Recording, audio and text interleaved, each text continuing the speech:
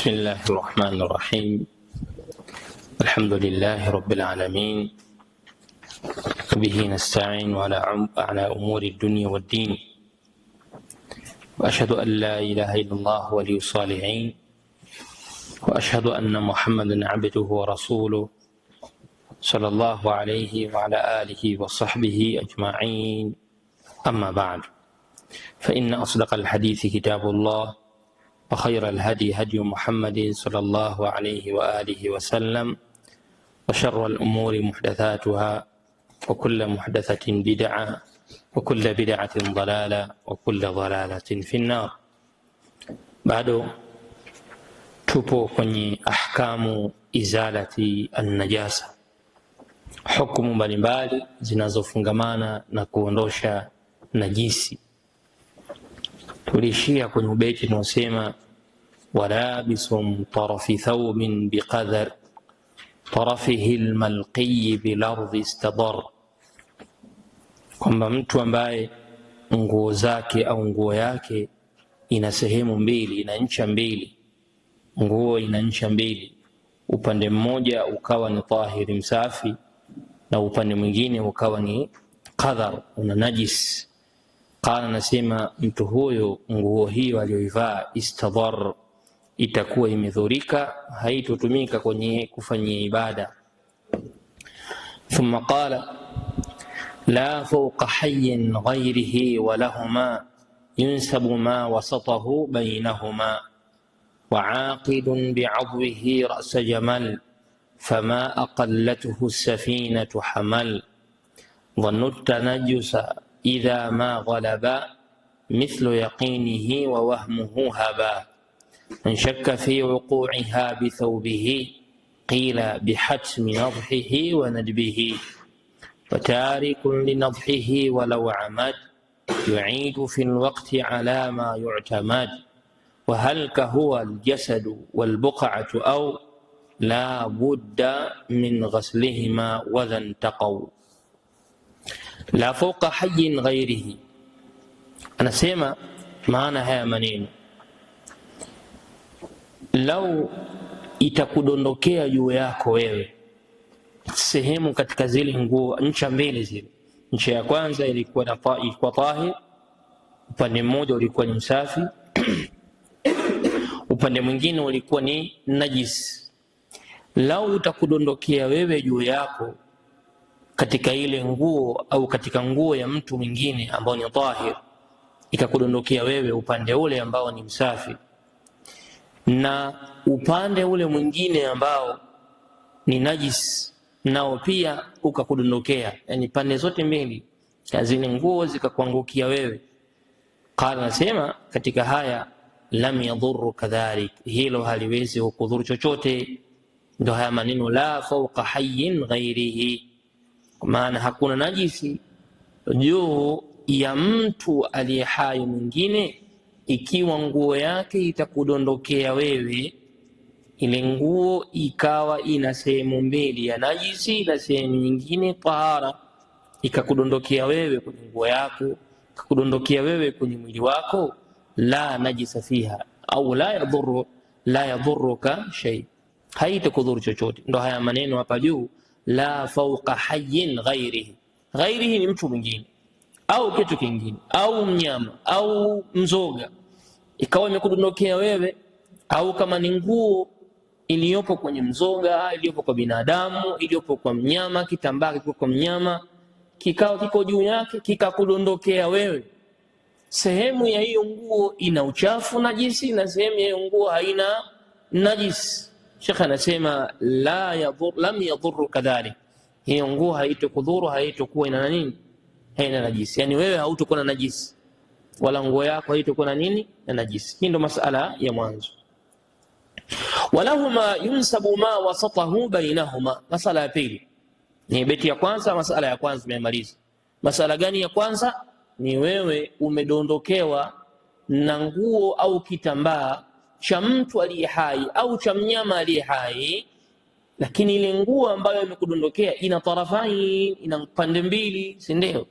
Pande ya kwanza ina tahir na pande ya pili nini, najis.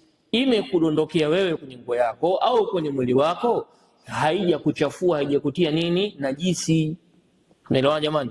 Hiyo ni sehemu ya kwanza. Sehemu ya pili, walahuma yunsabu ma wasatuhu bainahuma, watu wawili wamevaa nguo moja, kama ni kitambaa au ni msudi au ni shuka, lakini katikati ya ile nguo moja kuna najisi pale katikati. Ndio hii beti ya pili. Sasa kipengele cha pili, umeelewana?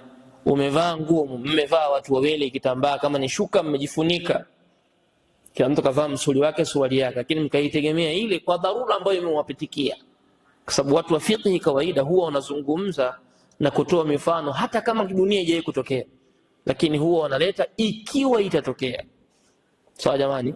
Sio kwamba kila kitu lazima kitokee, ikiwa kitatokea. Sasa watu wamevaa nguo moja au wamejifunika nguo moja, tarafu au wasatuhu, katikati ya hiyo nguo pana najisi, haipo upande wangu wala haipo upande wako, ile najisi ipo katikati. Anasema walahuma, na kwa wawili hao wenye kuswali au waliovaa hiyo nguo, yunsabu, pataegemezewa ma wasatahu, kile ambacho katikati yake kina najisi, bainahuma, kati yao, kwa maana ya kwamba najisi hii itakuwa imeenea kwenye watu wote wawili. Kwa hiyo ile nguo haitofaa kwa wao kuvaa wala haitofaa kwa wao kufanyia nayo ibada. Nameleweka hapo eh? Nguo moja wamechangia watu wawili, kisha katikati ile nguo pakao pana nini pana najisi. Tayeb, nipi hukumu ya mtu huyu na nipi hukumu ya mtu huyo? Anasema yunsabu, pataegemezewa ma wasatahu, kile kilichokuwa katikati katika nguo kwenye najisi, kitaegemezewa kwa nani? Bainahuma, kati ya wote wawili. Sawa? Kwa hiyo anatakana waitoe ile nguo, watafute nguo nyingine, hawatofaa kwenye ile nguo kuvalia. Hayo masala mawili kwenye beti moja. Umeelewana? Haya, kwa kuwa ni ikhtisar tuende hivyo. قال اسمه عاقد بعضه رأس جمل فما أقلته السفينة حمل. مسألة من جينة. وعاقد بعضه رأس جمل، يعني بمعنى mwili wa mtu au kiungo cha mtu kikienda kugusana na kamba iliyopo kwenye safina, kwenye jahazi au kwenye boti au kwenye ngarawa au kwenye chochote. Wa'aqidun bi'adwihi ra'sa jamal. Ra'sa jamal maana yake tarafu habli, ncha ya kamba. Jamal hapa ni kamba, sio jamal maana yake ngamia, hapana. Wa ra's maana yake useme kichwa, hapana. Ra's hapa ni taraf, ncha. Wa'aqidun bi'adwihi ra'sa jamal, na kiungo ambacho kitakachokuwa kimegusana, kimefungamana, kimeshikamana na ncha ya kamba ya safina. Safina kwa maana ya jahazi, safina ya meli, lakini ile safina ile, kile kiungo kimegusana na kamba ile safina. Ile safina asili yake ina najisi pale chini. Ile meli au ile jahazi pale juu lina vinajisi nyingi sana.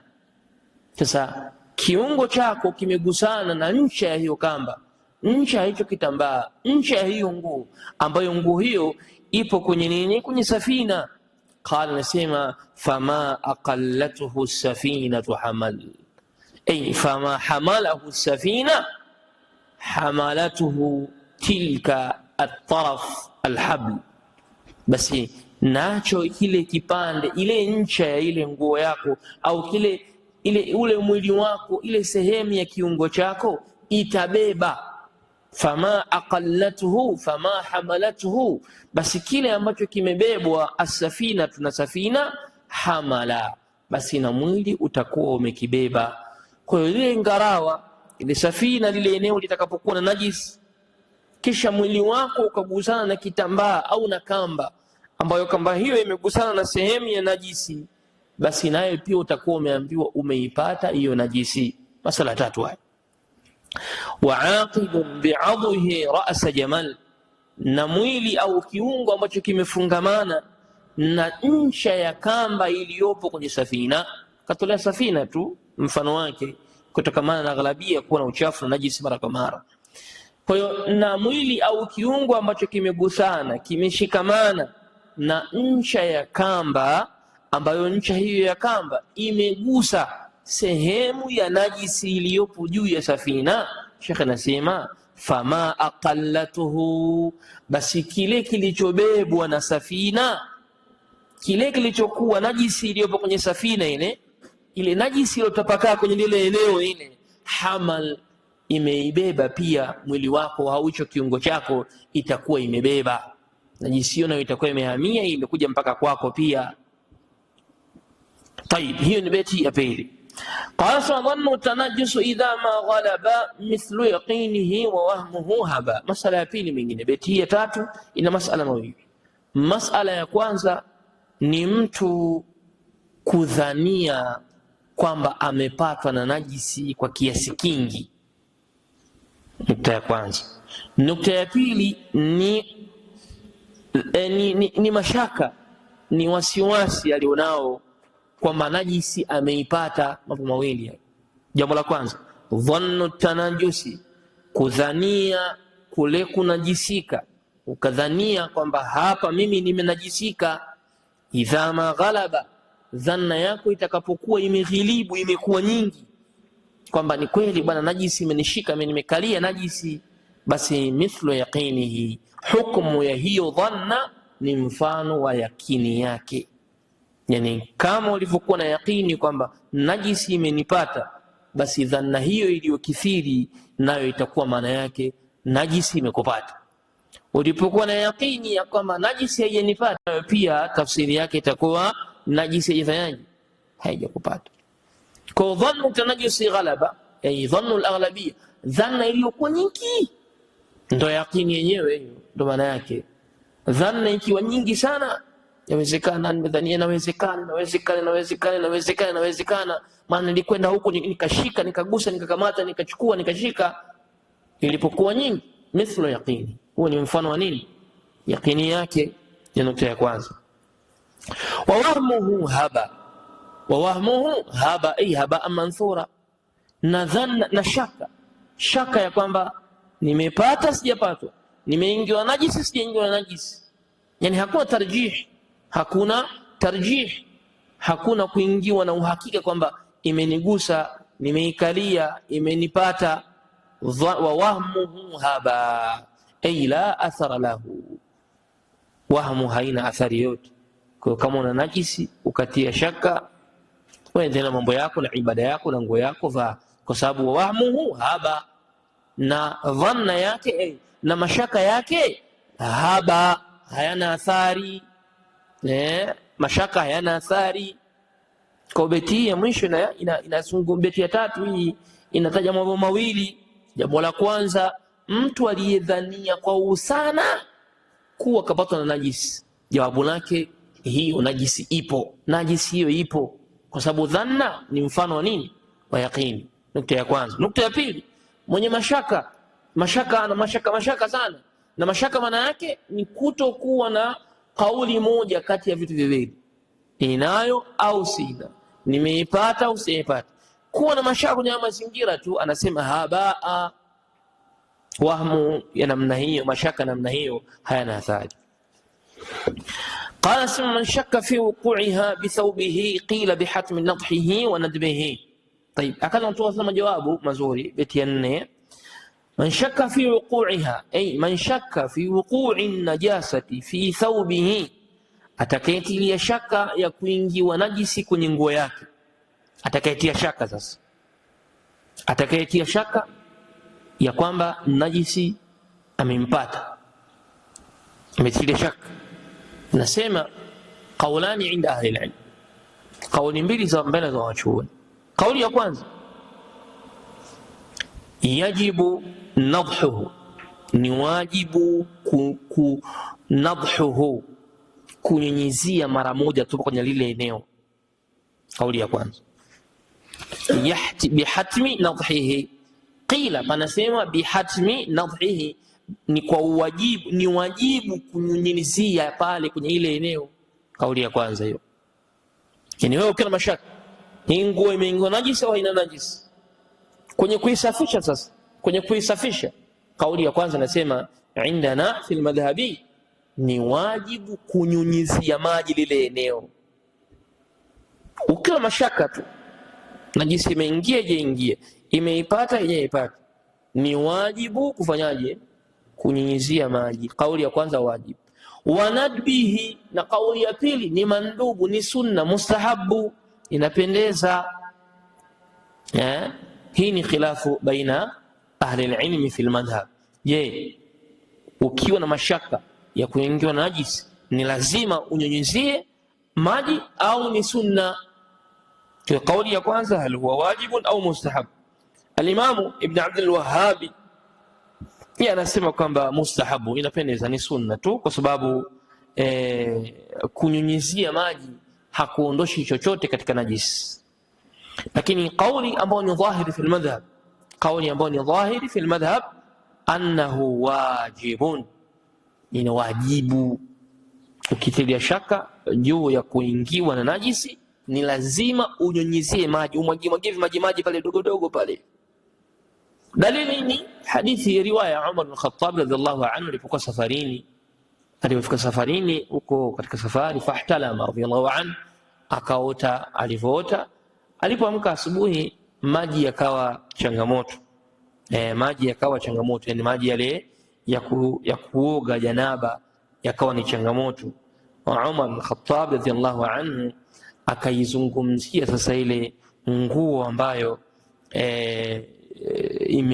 anaona imeguswa na nini, na manii. Akasema aghsilu ma raaitu wa amdahu ma lam ara, nitaosha kwenye nguo pale nilipoona pameathiriwa na manii, nitapaosha. Wa amdahu ma lam ara, na nitanyunyizia maji kwenye nguo sehemu ambayo sijaona kama imeathiriwa na nini, na manii. Lakini kama nimeona kwamba hii eneo hili kabisa limeguswa na manii, hilo nitaliosha.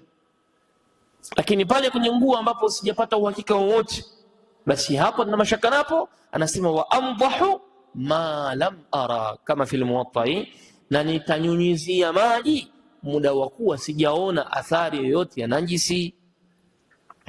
Kwa hiyo naona kwamba kauli ya kwanza ya madhhabu ni kwamba, au kauli ya madhhabu ni kwamba mtu mwenye mashaka juu ya kupatwa na najisi ni wajibun an yamdaha, ni wajibu kunyunyizia maji mara moja, sio mara tatu. Kunyunyizia maji pale mara moja. Wanadbihi, na vile vile ni sunna. Haya masala ya kwanza kwenye beti hii. Akaita beti ya tano, anasema watariku li nadhihi walau amad yu'idu fil waqti ala ma yu'tamad. Watariku li nadhihi, na mwenye kuacha kunyunyizia maji. Watariku li nadhihi, na mwenye kuacha kunyunyizia maji kwenye sehemu ile na najisi kwa kusahau, jali amesahau. Walau amada, na lau atafanya kwa makusudi akaacha, kwamba yeye akaacha kunyunyizia maji kwenye nguo ambayo ana mashaka juu ya kuingiwa na najisi nguo hiyo, akaacha. Walau amada, na lau atakusudia, yu'idu fil waqti, atarudia kwa wakati wake. Yu'idu fil waqti, atarudia fil waqti. Kwa maana hii yu'idu fil waqti, beti inakuja huko mbele inasema a'id al-isfirari, muda wake, yani huu muda wa kurudia itakuja lil-isfirari, kwenye muda ambapo jua kabla halijazama, na atarudia kunyunyizia, na atarudia vile vile kile ambacho amekifanya katika ibada, atakirudia. Ala ma yu'tamadu, juu ya kile kinachotegemewa kwenye madhehebu, juu ya kile ambacho kinachotegemewa kwenye madhehebu. Kwa maana kauli inayotegemewa kwenye madhehebu ni kurejea, kurudia. Pale ambapo mtu kaacha kunyunyizia maji kwa makusudi na kwa kusahau, kisha akakumbuka, anaambiwa arejee akanyunyizie maji. Kisha kamaliza akasema beti ya leo, wa hal, na je hayo mashaka hukumu yake hiyo ya kunyunyizia kwenye nguo, kahuwa aljasadi, ni kama vile hivyo hivyo kunyunyizia kwenye kiwiliwili. Yani kule kunyunyizia maji tumeona kwenye nguo, na je huo unyunyiziaji utafanywa kwenye kiwiliwili? Walbuqa'atu, na sehemu kama itakuwa ina najisi, una mashaka na najisi yake, au mwili wako umekutwa na najisi, je, nao pia nao unyunyizie kama vile unavyonyunyizia nini nguo? Au la budda min ghaslihima, au ni lazima uvioshe vyote, mwili na sehemu uzioshe. Au la budda min ghaslihima, au ni lazima uoshe vyote viwili, mwili na nini na sehemu.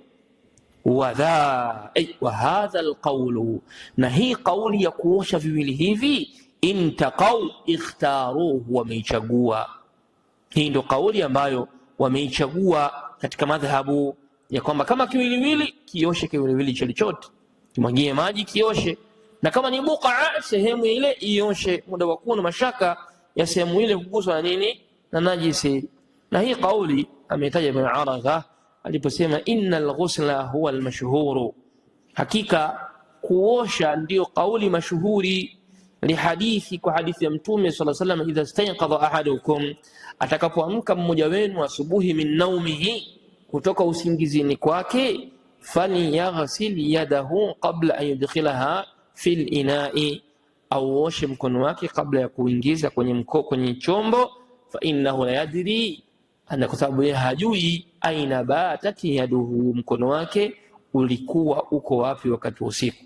Kwa katika hadithi Mtume sallallahu alaihi wasallam ameamrisha kuoshwa mkono kwa kutilia shaka najisi. Yawezekana mkono ukawa umeshikwa na nini najisi. Kwa hiyo mtu ambaye atakuwa na mashaka kwenye kiwiliwili chake kimeguswa na najisi au hakijaguswa na najisi, kwa hadithi hii ya Mtume sallallahu alaihi wasallam kwamba mtu anapoamka asubuhi asiingize mkono wake kwenye chombo mpaka atakapokuwa ameuosha. Kwa nini auoshe? Kwa sababu hajui ule mkono usiku ulilala sehemu gani. Kwa hiyo maneno haya yanaonyesha kwamba Mtume anaamrisha hapa kuosha mkono kwa mashaka ya najisi, inawezekana ikawa imeguswa kwenye nini, kwenye mkono. Kwa hata kiwiliwili vile vile kikiwa una mashaka nacho au sehemu una mashaka nayo, basi fal ahsan, bora zaidi ni kuiosha sehemu hiyo. Ama sehemu albuqa, hii kauli hii imetaja Imam Ibn Naji, anasema pia kwamba amesema Ibn Jamaa la yakfi nadhha fiha biittifaq, yani Ibn Jamaa anaenda kinyume na madhhab kwamba buqa haina ulazima kuiosha. Buqa la yakfi an-nadhha fiha biittifaq, sio kunyunyizia, lakini nako pia kama kuna uwezekano kumwaga maji pamwagiwe maji, lakini kama pana yaqini kwamba hakuna najisi yote, fala mania fi dhalik. Tayeb, masala ya mwisho baada ya kumaliza hizi beti zote sita, kwenye beti aliyoisema dhannu tanajjusi idha ma ghalaba mithlu yaqinihi wa wahmuhu haba, kwamba kudhania ni mfano wa yaqini, shaka haina athari, ndio maana wa wahmuhu haba, na mashaka yale hayana athari. Katika maneno hapa aliposema dhannu tanajjusu idha ma ghalaba, kwamba dhanna ya kunajisika inapokuwa nyingi sana, dhanna inakuwa nyingi sana, anasema mithlu yaqini, ni mfano wa yaqini, alafu shaka haina athari.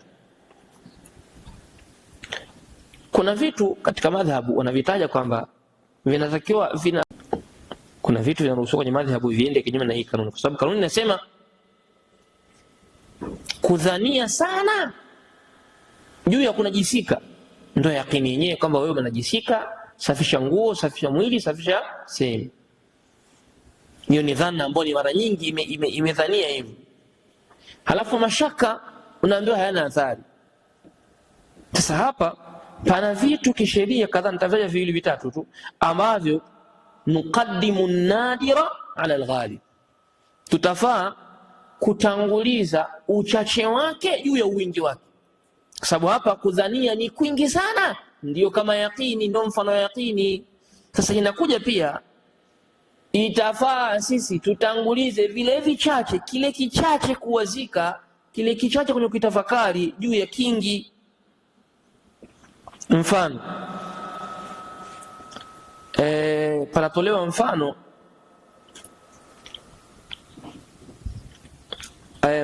chakula ambacho kimeandaliwa na fasik, mtu muovu, mtu fasik, kama vile amatu, jakazi ambaye ni muovu, chakula hichi hakisalimiki.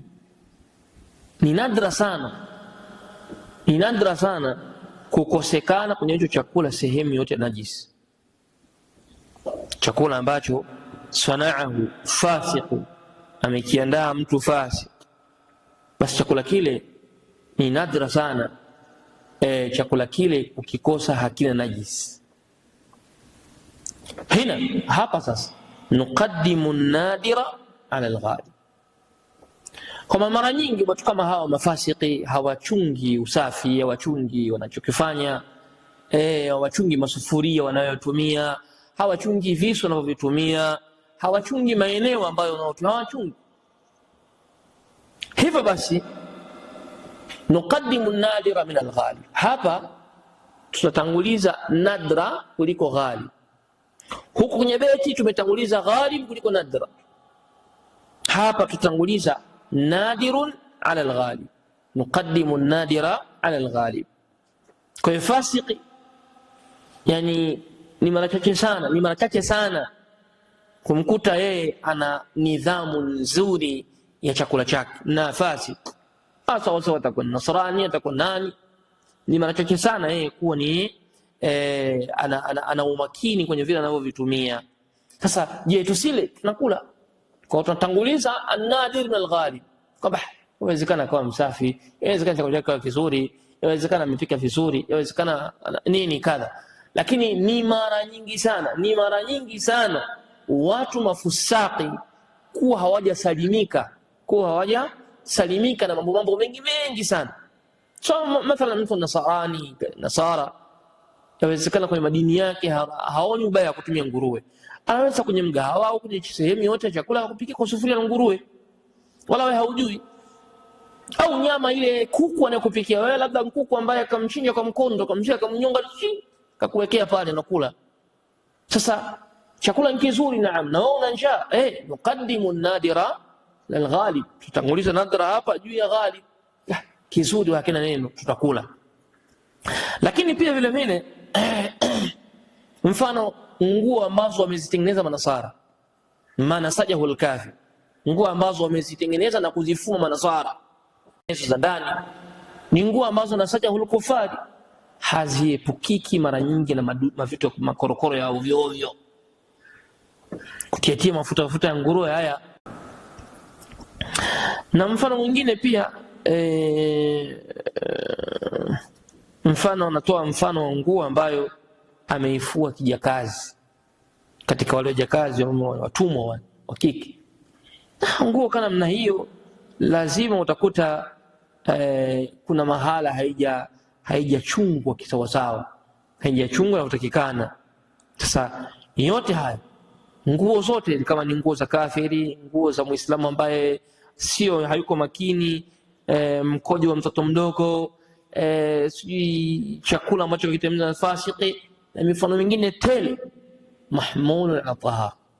Sema tu chakula hiki ni tahara, ni kisafi, kula, ondoka zako hapo. Sianze kusema bwana nimefika hapa mimi niko Riverside hapa kila siku kuku zinachinjwa tu, au niko zangu barabara 8 pale hapa kuku kila siku zinachinjwa. Wewe ukafika pale ukaanza kutia shaka, bwana sijui kwa watu wanachoma vibudu hapa. Kula, ondoka, kula, ondoka, nunua, ondoka. Ndio chama mpa chukua nadi kwamba yawezekana kuna sehemu nzuri na kaweka mweka vizuri, kampika vizuri, wewe mseme ni tahara, kula, ondoka zako.